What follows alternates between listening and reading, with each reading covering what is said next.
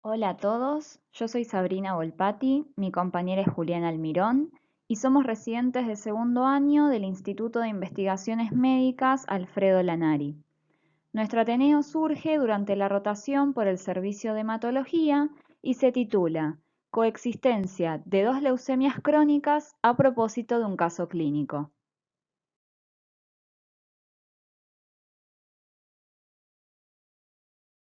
En este Ateneo inicialmente haremos la presentación del caso clínico en cuestión. Luego, desarrollaremos los aspectos generales de las dos leucemias involucradas, una leucemia linfática crónica y una leucemia mieloide crónica. Y por último, hablaremos sobre la posible coexistencia de ambas leucemias crónicas y comentaremos sobre nuevos hallazgos.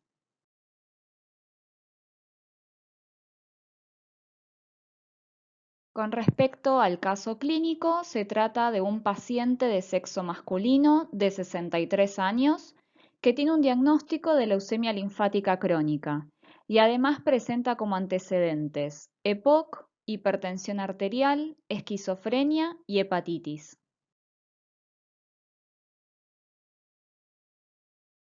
En abril del 2019, el paciente ingresa a nuestro hospital por tos y fiebre.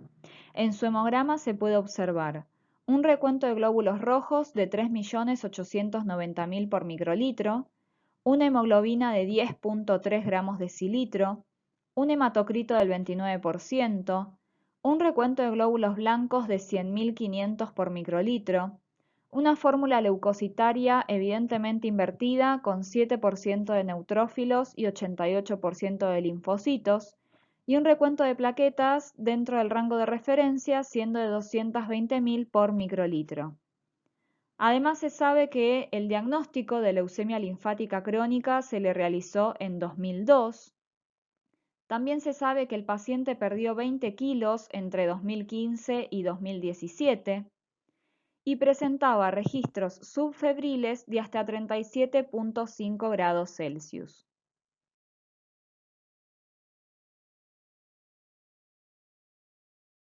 En 2017 se le realizó una citometría de flujo dando como resultado linfocitos B clonales del 58%, expresión de CD45, CD19 y CD22 que son característicos de progenie linfoide, expresión de CD20 que es marcador de células B, coexpresión de CD5, CD200 y CD23 que son característicos de leucemia linfática crónica, y una clonalidad lambda de baja fluorescencia. Además, se observó que el paciente presentaba una delesión del cromosoma 17 en 12% de las células, siendo mayor que el referente normal, que es de 8,6%.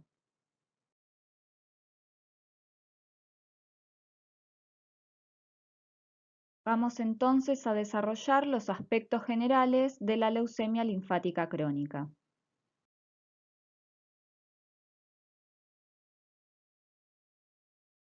Se trata de un síndrome linfoproliferativo crónico. Estos síndromes son un grupo heterogéneo de trastornos de origen clonal que afectan a las células linfoides, los linfocitos B y los linfocitos T.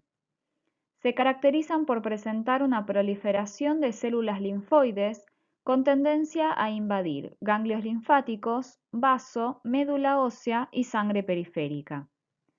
Cuando se trata de síndromes de naturaleza B, la clonalidad de la célula neoplásica se demuestra detectando solo una de las cadenas livianas de las inmunoglobulinas, ya sea kappa o lambda, y a eso se lo conoce como restricción de cadenas. Si recordamos, en la citometría de flujo que se le realizó al paciente, presentó una clonalidad lambda de baja fluorescencia. Y además, la Organización Mundial de la Salud clasifica las neoplasias en bajo grado, alto grado y muy alto grado de malignidad, considerándose a la leucemia linfática crónica de bajo grado.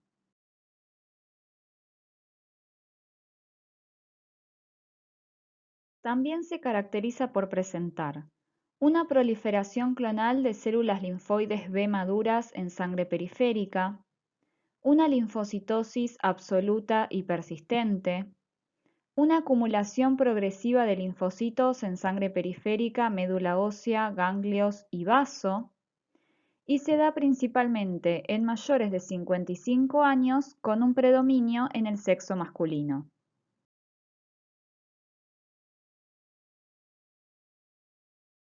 Con respecto a las manifestaciones clínicas, se pueden presentar linfadenopatías pequeñas y simétricas cervicales, supraclaviculares y o axilares, esplenomegalia y o hepatomegalia moderada, no dolorosa, inmunodeficiencia adquirida por una hipogamaglobulinemia, lo que genera una mayor predisposición a sufrir de infecciones a repetición, astenia y fatiga, fiebre, escalofríos, sudores nocturnos y pérdida de peso, como se vio que ocurría en el paciente, y anemia hemolítica y o trombocitopenia autoinmunes debido a la generación de anticuerpos por el clon maligno.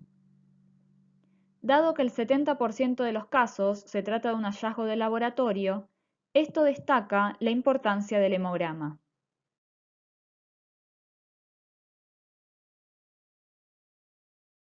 El diagnóstico se basa en una linfocitosis absoluta con más de 5.000 linfocitos B clonales por microlitro en sangre periférica, la morfología, ya que son células morfológicamente similares a los linfocitos maduros pero de un tamaño menor.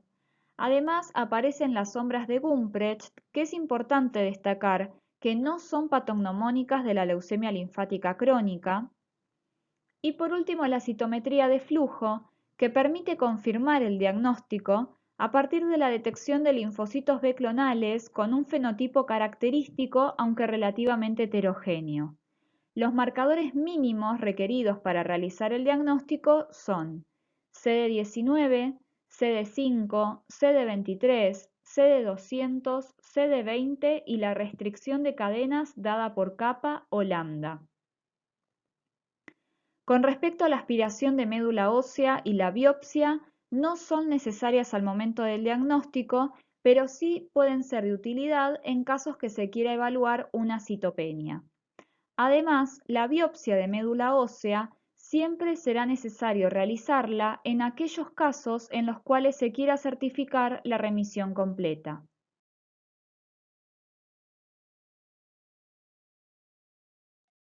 Para realizar la estadificación se utilizan dos sistemas, el de Ray y el de Binet. Con respecto al sistema de Ray, clasifica los estadios del 0 al 4, es decir, son 5 estadios. Y en este caso, el riesgo va a estar asociado con el grado de compromiso que se tenga, con lo cual, a mayor compromiso, mayor riesgo. Podemos observar que en el estadio 0, donde el riesgo es bajo, el compromiso se basa en una linfocitosis en sangre periférica y médula ósea, mientras que en los estadios en los cuales el riesgo es alto, a la linfocitosis se le suma una anemia o una trombocitopenia relacionada con la enfermedad.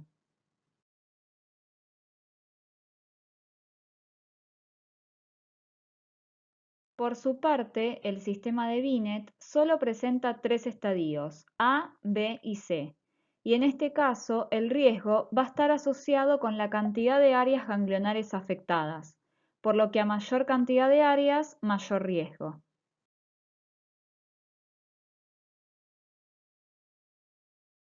Los factores pronóstico constan de marcadores inmunofenotípicos de pronóstico, en los cuales se recomienda el estudio de CD38, CD49D y SAP70.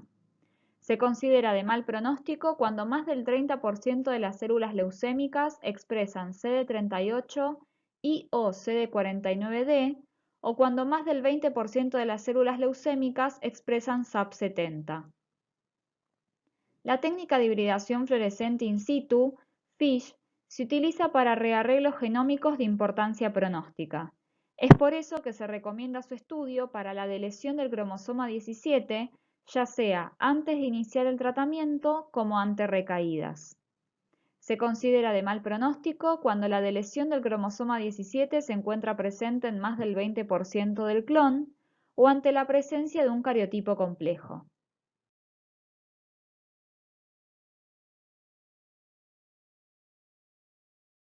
El estado mutacional de IGBH Se define como hipermutaciones somáticas en el rearreglo de las regiones variables de las cadenas pesadas de las inmunoglobulinas. Se puede presentar un IgBH mutado, donde habrá menos del 98% de homología respecto de la línea germinal. Esto se considera de buen pronóstico. O también se puede presentar un IgBH no mutado, de donde habrá más del 98% de homología respecto de la línea germinal. Esto se considera de mal pronóstico. Por lo tanto, aquellos pacientes que cursen una leucemia linfática crónica con un IgBH no mutado tendrán una menor supervivencia global y un mayor riesgo de recaídas luego del tratamiento.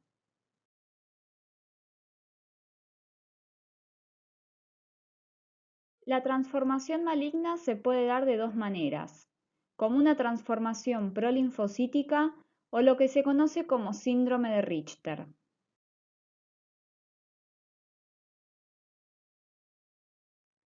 La transformación prolinfocítica la sufre una pequeña proporción de pacientes con leucemia linfática crónica.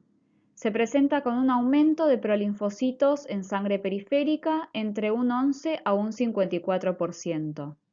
Lo que es importante es distinguirla de la leucemia prolinfocítica B, donde el aumento de prolinfocitos es mayor al 55%, tratándose de un proceso muy patológico y de poca sobrevida.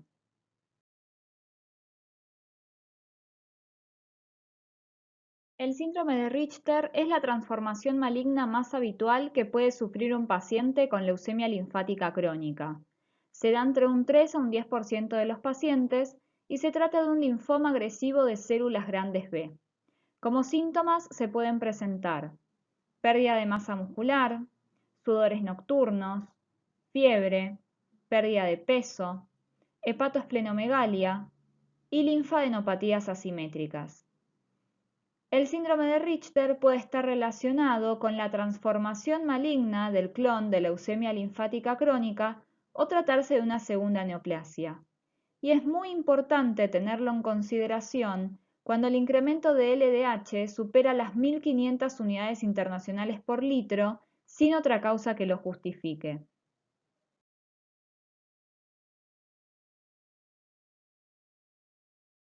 La mayoría de los pacientes no necesitan de un tratamiento al momento del diagnóstico.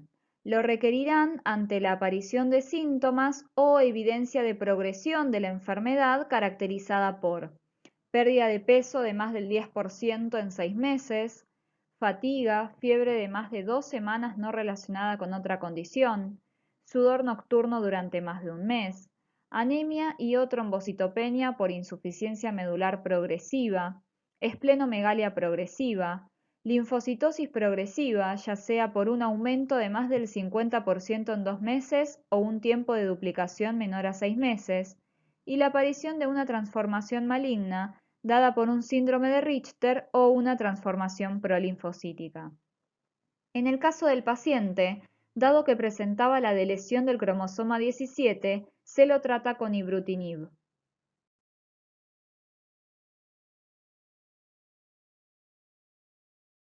Con respecto a las complicaciones, se basan en la incompetencia inmunológica de los linfocitos T y linfocitos B, los linfocitos natural killers, la neutropenia y la hipogamaglobulinemia, lo que genera una mayor predisposición a sufrir de enfermedades infecciosas, siendo la principal causa de morbimortalidad.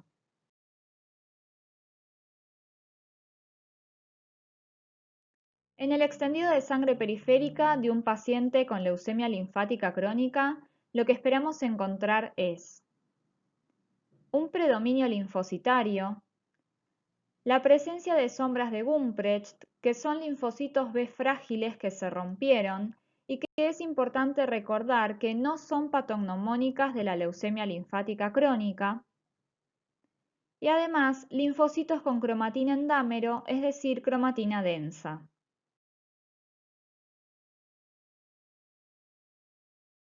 En el extendido de sangre periférica del caso clínico en cuestión, pudimos observar un predominio linfocitario, la presencia de sombras de Gumprecht y linfocitos con cromatina endámero.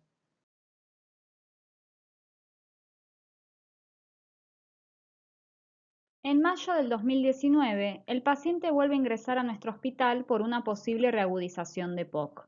En su hemograma se puede observar un recuento de glóbulos rojos de 4.750.000 por microlitro, una hemoglobina de 12.3 gramos decilitro, un hematocrito del 37.7%, un recuento de glóbulos blancos de 249.000 por microlitro.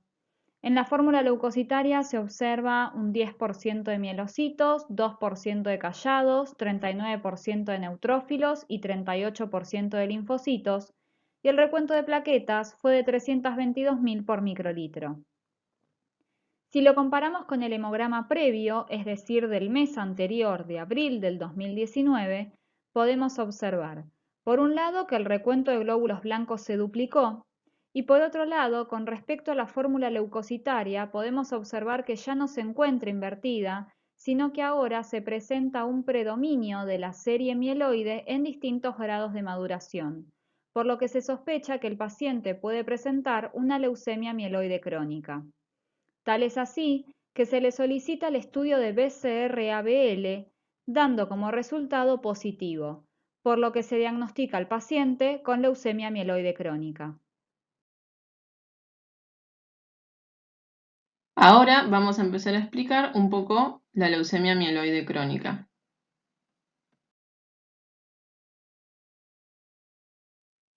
Se trata de un síndrome mieloproliferativo crónico que surge de la translocación recíproca entre los cromosomas 9 y 22.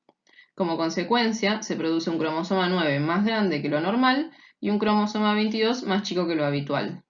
Y este último, más comúnmente conocido como cromosoma Filadelfia, que fue descrito en 1960 y contiene el gen de fusión BCR-ABL, con características de oncogen.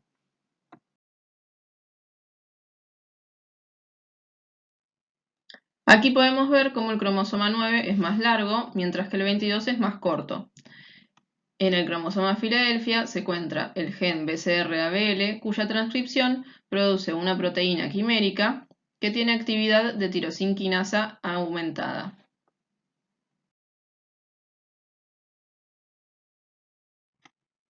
Las flechas indican los puntos de ruptura más frecuentes.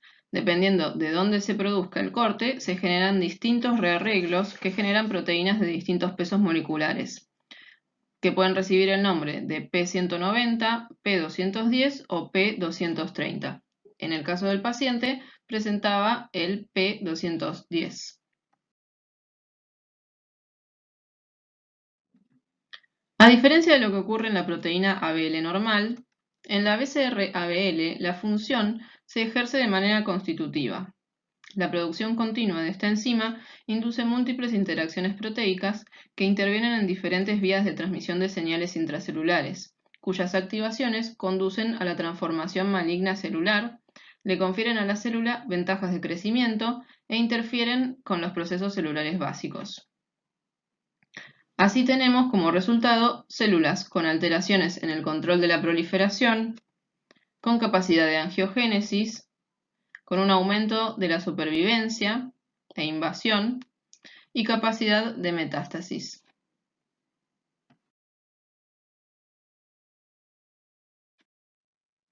Dentro de la evolución de la leucemia mieloide crónica se presentan tres estadios característicos: la fase crónica, la fase acelerada y la fase blástica.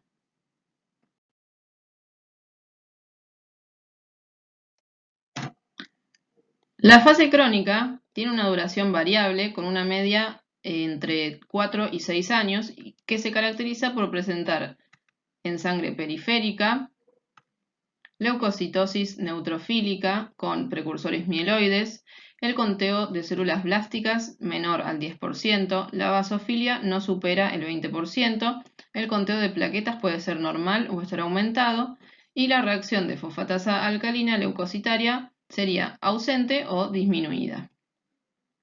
La médula ósea tendrá aspecto hipercelular con hiperplasia mieloide. Se observan blastos aislados, promielocitos en menos de un 10% de la celularidad total y un leve aumento de las fibras de reticulina. Es la fase donde la mayoría de los pacientes son diagnosticados y generalmente son asintomáticos. En su presentación clínica, si se fuera a dar, se podría encontrar que los pacientes pueden presentar fatiga, distensión abdominal explicada por la esplenomegalia y o hepatomegalia, fiebre, sudoración nocturna y pérdida de peso sin causa aparente.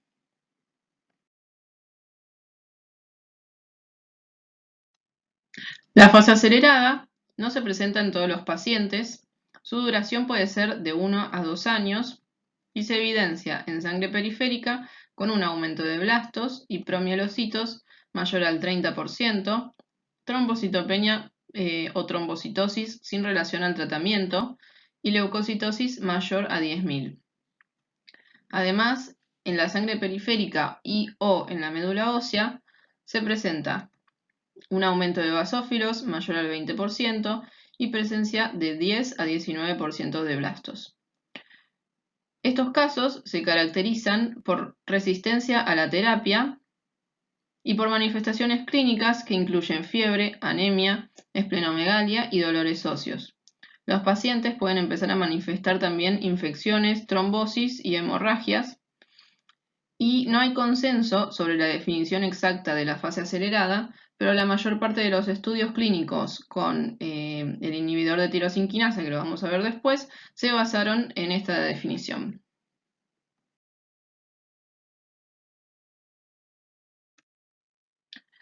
La fase blástica, que tiene una sobrevida de 2 a 4 meses, tiene un curso fatal con empeoramiento de los signos y síntomas clínicos, como por ejemplo anemia severa, infecciones a repetición, hemorragias y trombos, y ya también alteraciones multiorgánicas por infiltración celular tumoral. Se puede ver un aumento mayor al 20% de blastos en sangre periférica y en médula ósea, una proliferación blástica extramedular y clústeres de blastos en médula ósea.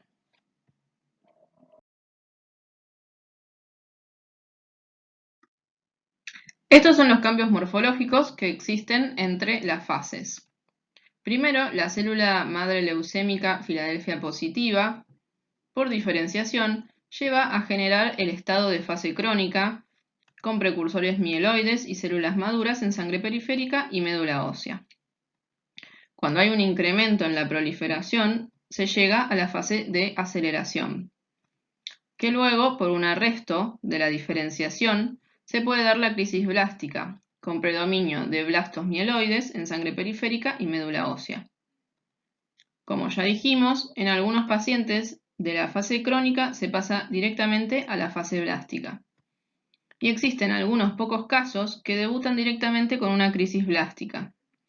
Es importante destacar que esta es la evolución natural de la enfermedad sin tratamiento. Ahora, con el tratamiento, ni siquiera se llega a la fase de aceleración.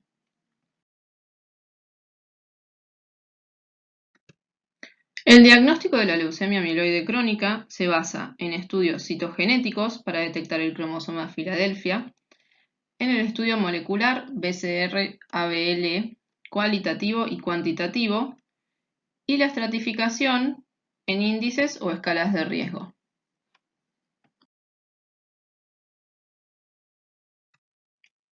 El estudio citogenético se realiza por bandeo G y se debe hacer en médula ósea extraída con heparina. Se realiza evaluando entre 10 y 20 metafases al momento del diagnóstico. Durante el seguimiento es necesario analizar entre 20 a 25 metafases para poder definir correctamente el tiempo de respuesta citogenética alcanzada.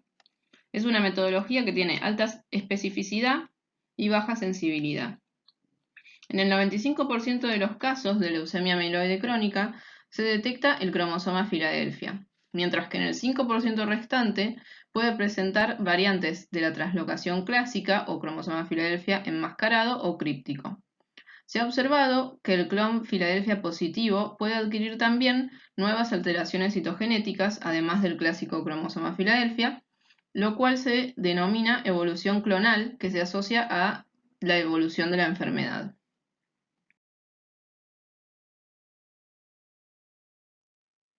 También se debe realizar el estudio molecular BCR-ABL cualitativo y cuantitativo. El estudio cualitativo se realiza por una RT-PCR y detecta la presencia del reordenamiento BCR-ABL con alta sensibilidad.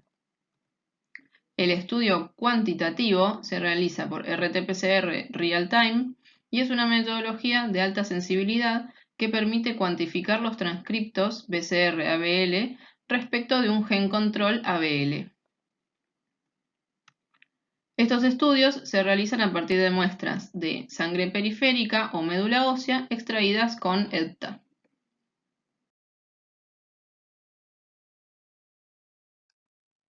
Y por último están los índices o escalas de riesgo. Permiten evaluar el riesgo del paciente en el momento previo al tratamiento y es útil además como una orientación pronóstica.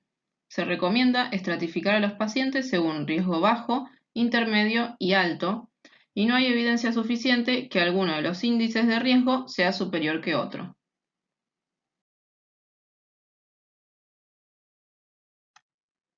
El tratamiento se basa en la inhibición de la actividad tirosinquinasa. La actividad tirosinquinasa del BCR-ABL se basa en fosforilar el sustrato para que se una al efector y se desencadene la cadena efectora. Si en cambio se está en presencia del inhibidor de tirosinquinasa, este se une al sitio de unión del ATP, por lo que no habrá fosforilación del sustrato y no se podrá unir al efector. De esta manera, la cadena efectora queda inactivada. Los inhibidores más utilizados son el imatinib, el nilotinib y el dasatinib.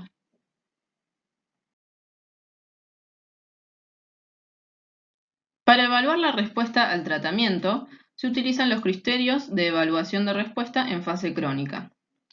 Por un lado, la respuesta hematológica, que puede ser una respuesta completa si se ve sin signos ni síntomas de leucemia mieloide crónica, leucocitos menores a 10.000 por microlitro, basófilos menores al 5%, plaquetas menores a 450.000 por microlitro, ausencia de células inmaduras y blastos, promielocitos o metamielocitos en sangre periférica y ausencia de esplenomegalia.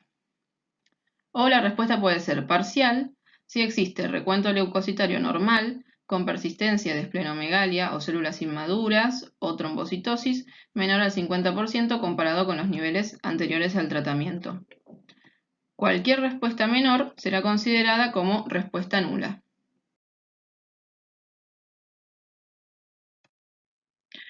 También se evalúa la respuesta citogenética dada por el porcentaje de células con cromosoma Filadelfia positiva y la respuesta molecular con el porcentaje de gen BCR-ABL.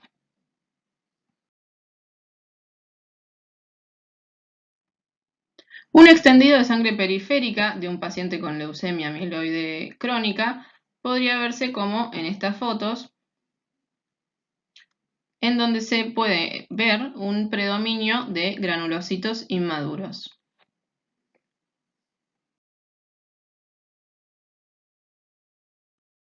Y este es un extendido de nuestro caso clínico en el cual podemos ver los mismos granulocitos inmaduros.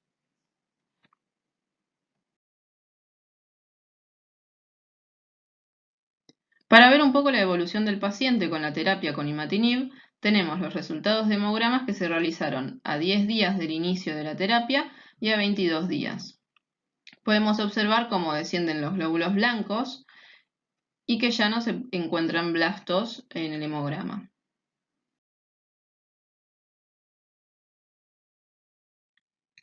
Entonces, la gran pregunta del caso clínico y del Ateneo es cómo el paciente pasó de tener un tipo de leucemia a la otra.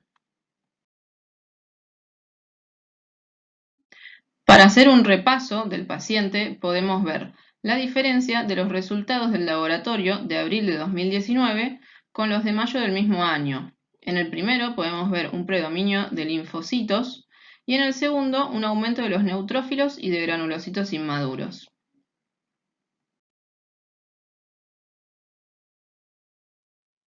Y comparando también los frotis, podemos ver la típica imagen de una leucemia linfocítica crónica con predominio de linfocitos y luego una imagen compatible con leucemia mieloide crónica con granulocitos inmaduras.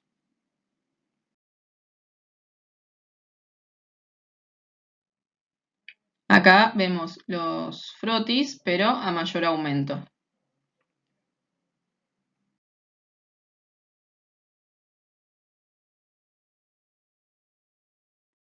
Debido a todos los interrogantes que nos surgieron a partir de este caso clínico, vamos a desarrollar la posible coexistencia entre ambas leucemias crónicas.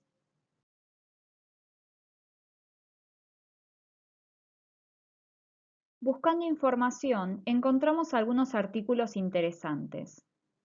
En este primer trabajo se observó la asociación entre una leucemia mieloide crónica y una leucemia linfática crónica de células B.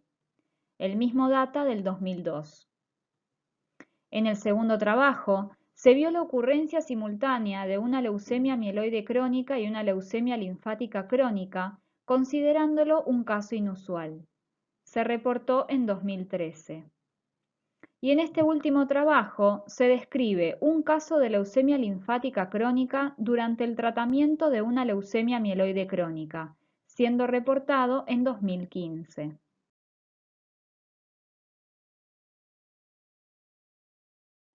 A partir de estos trabajos, realizamos un resumen de lo expuesto por los mismos. Por un lado, pudimos observar que la ocurrencia simultánea de leucemia linfática crónica y leucemia mieloide crónica es considerado un evento raro. Por otro lado, en aquellos casos en los que se vio la simultaneidad entre ambas leucemias crónicas y además se realizó el estudio molecular, no se evidenció la presencia de cromosoma Filadelfia en células B de leucemia linfática crónica. Esto hace pensar que dichas alteraciones provienen de un stem cell diferente. Por otra parte, también se observó que las células con rearreglo BCR-ABL liberan una gran cantidad de citoquinas, principalmente interleuquina 3, lo que aumenta la producción de linfocitos B. Por ende, una producción anormal de citoquinas en un paciente con leucemia mieloide crónica puede contribuir a la progresión de leucemia linfática crónica. También se vio que en 21 casos de coexistencia, inicialmente se desarrolló la leucemia linfática crónica y luego la leucemia mieloide crónica, mientras que en 6 casos de simultaneidad, primero se desarrolló la leucemia mieloide crónica y luego la leucemia linfática crónica. Y además, lo que es importante destacar es que en caso de que ocurra una segunda alteración maligna, muy rara vez se da a nivel hematológico.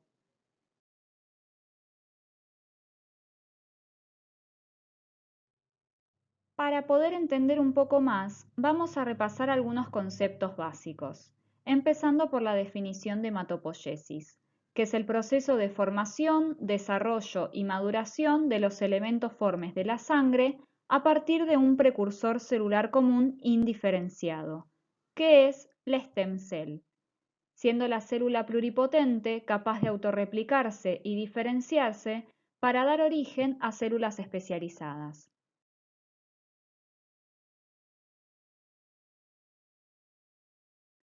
En esta imagen podemos observar el modelo hematopoyético clásico más difundido y aceptado. Es de tipo dicotómico, es decir, a partir de un progenitor, la stem cell, se produce la diferenciación mieloeritroide por un lado y linfoide por el otro. Esto demuestra, evolutivamente hablando, que las estirpes linfoides y mieloides quedan alejadas desde estadios madurativos iniciales.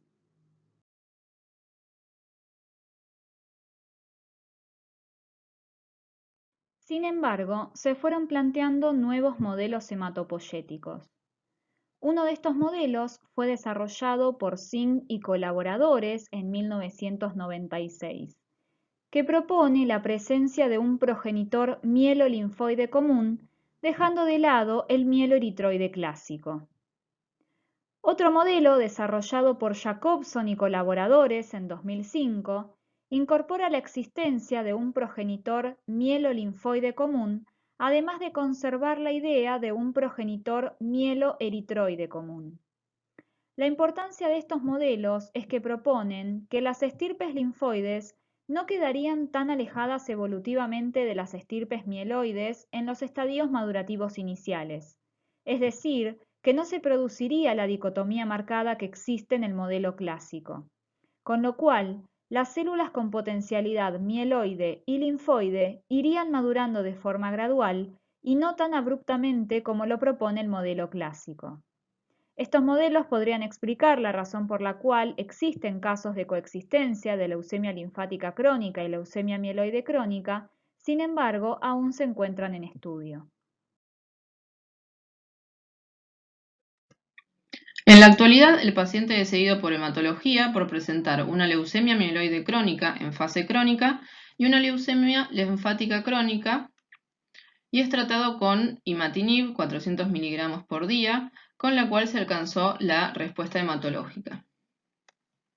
Aquí podemos ver algunos resultados de hemogramas de control que se realizó, en los cuales vemos el descenso de los neutrófilos, volviendo después a un predominio linfocitario como era al principio.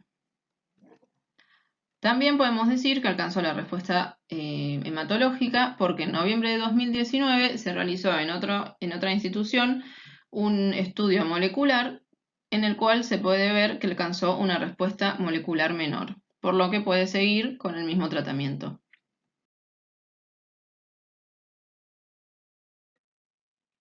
Estas son imágenes del último extendido de sangre periférica que se realizó en el instituto en octubre, donde podemos ver el predominio linfocitario, las sombras de Gumprecht y los linfocitos con cromatina en dámeros, compatibles con una leucemia linfática crónica, como al comienzo.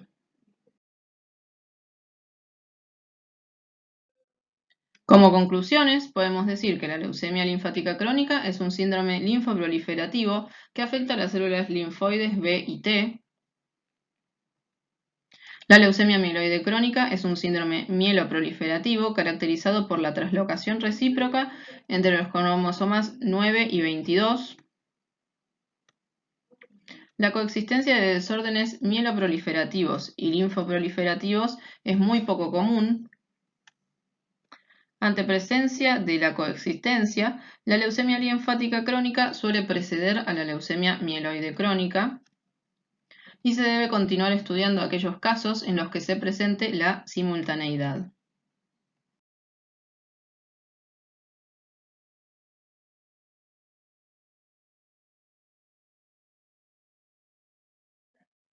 Esta es la bibliografía que consultamos para realizar el Ateneo y agradecemos a nuestros compañeros de residencia por bancarnos siempre y al servicio de hematología con el cual hicimos todas las consultas para realizar el Ateneo.